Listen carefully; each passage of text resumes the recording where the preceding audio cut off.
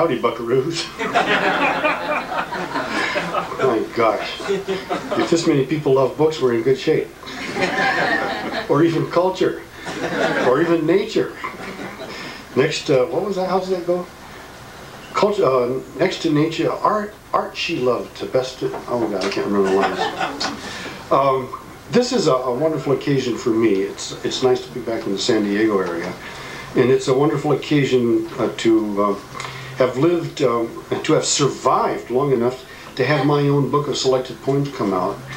And I wouldn't exactly say it was the best, but I would say it was the least embarrassing selection of poems that I could put together, covering the last 35 or 40 years. No nature. And I'm pleased that it comes out, you know, in this autumn of the year that that American society begins to show some faint stirrings of awakening from a 14-year sleepwalking. Yeah, and I would be pleased to think that it gave a little push in any tiny way to that reawakening. In the meantime, all you younger folks who think that politics don't matter, get out there and register to vote. And be sure you vote this fall, because it's going to make a difference. All right. I'm going to open tonight with a few requests. I'm going to open it up to requests. The bath. The berry feast. Okay, I'm not going to read the bath. And I'll tell you why. My sons have forbidden me to read it in public. In fact, if I were to write that poem today, I could probably be charged with sexual molestation of my own children and be in deep trouble. And the berry feast is too long. Oh, yes, sir. Yeah, so let's try something shorter. Yeah? Would you read Without from Turtle Island? It's not in this volume. You got Turtle Island handy? Somehow it got left out. It was too embarrassing. Don't ask me why. Yeah, it slipped through the cracks. That's important. Yeah, but it's a nice little poem. Yeah, Without, which is a play on the Chinese word wu, or the Japanese word mu, which is given often as the first koan in Zen practice. It's the word, it's the term that is used in the koan that says, "Does a dog have the Buddha nature?" And the master Jiao Jiao said, "Wu," which means sound. Which means electricity. The Zen master Jiao Jiao said, when asked, "Does a dog have the Buddha nature?" what he said was "Wu," which means without. Grammatically speaking, it means without. So play it on that too. Without. The silence of nature within. The power within. The power without. The path is whatever passes, no end in itself. The end is grace, ease, healing, not saving, singing the proof of the power within. Just had a request for the poem called Song of the Taste.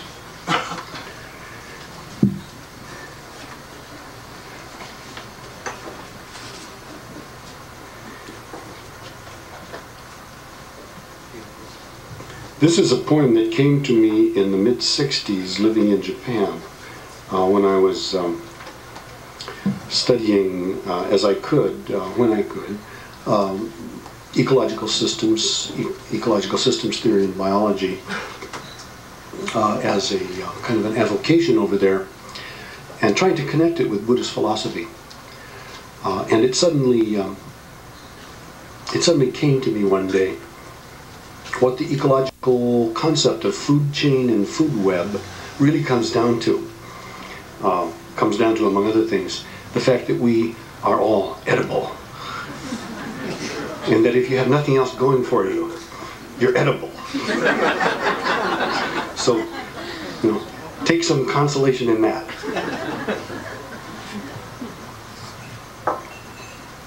And so this Song of the Taste is about what it is that we eat.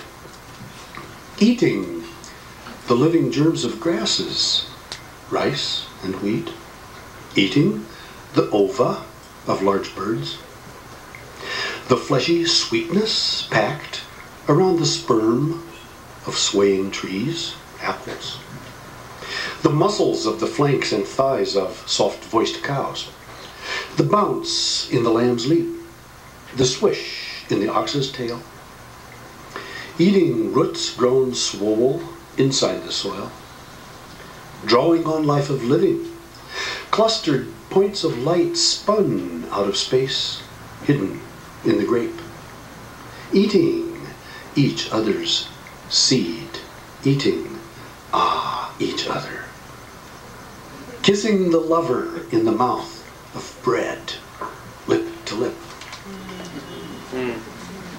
So that is the meaning of sacrament.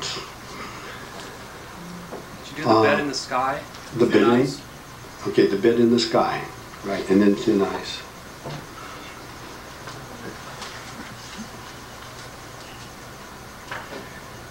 It's great to have an index.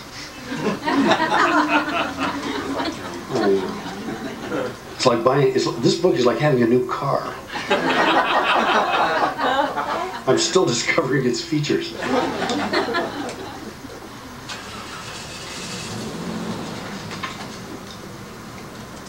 The bed in the sky. For the time that my wife was pregnant with my first son, with our first son, in Kyoto, living in Kyoto still at that time. Motorcycle strums the empty streets, heading home at 1 a.m.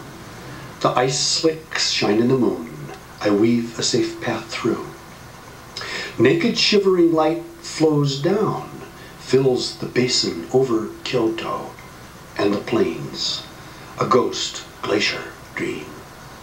From here, 100 miles are clear.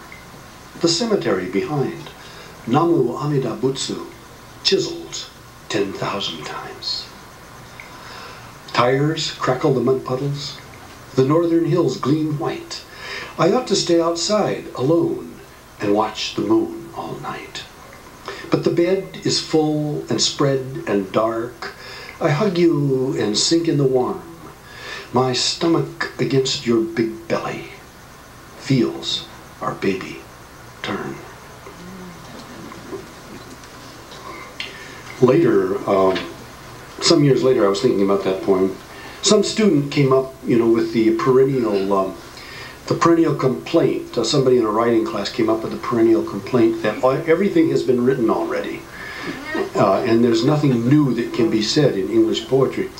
And then I said, I remember this poem, and I said, I'll bet you won't find anything else in English poetry prior to this poem that talks about feeling the infant move across from your wife's stomach to your stomach. And so she said, all right, I'll check it out. And 2 months later, she came back and said, you're right. That's the first occurrence in English poetry. So you see, there's always something yet to do. There's more. There's always more. I don't know why that is. You'd think it had all been written, wouldn't you? Thin ice.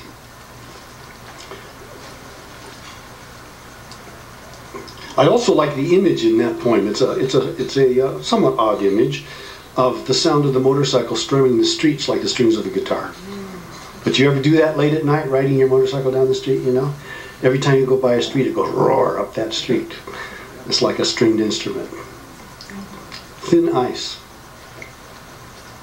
Walking in February, a warm day after a long freeze, on an old logging road below Sumas Mountain, just under the Canadian border, cut a walking stick of alder, looked down through clouds on wet fields of the Nooksack River, and stepped on the ice of a frozen pool across the road. It creaked. The white air under sprang away. Long cracks shot out in the black. My pleated mountain boots slipped on the hard slick like thin ice. The sudden feel of an old phrase made real. Instant of frozen leaf, ice water, and staff in hand. Like walking on thin ice, I yelled back to a friend. It broke, and I dropped 8 inches in.